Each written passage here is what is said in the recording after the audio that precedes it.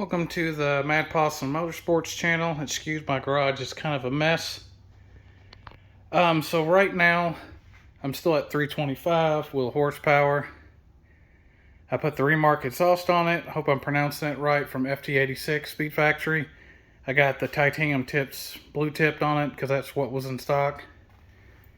My lawnmower and all that's in the garage right now because I have my trailer empty. I gotta help someone move.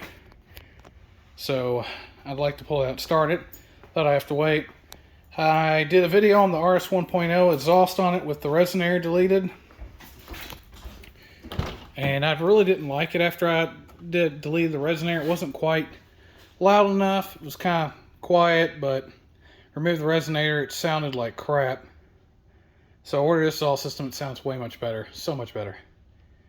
So I'm going to post a video of that. I'm going to do some back country road driving. And go from there. Maybe do some good pulls. Just beat the crap out of it on the back roads. I'm going to be getting rid of the steering wheel. Selling it probably here locally. Steering wheel's way too big. This is custom made.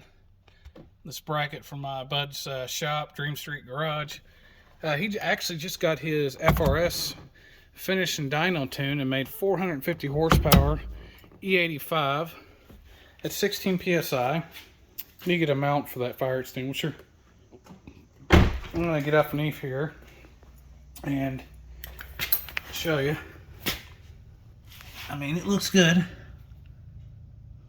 Sorry, my finger's in the way there. Looks good. I'd like to pull this outside, but my truck's in the way with my trailer. As you can see here, it's close to the back bumper. So muffler shop here is gonna fix all this and get it where it looks good, because look at that gap right there. So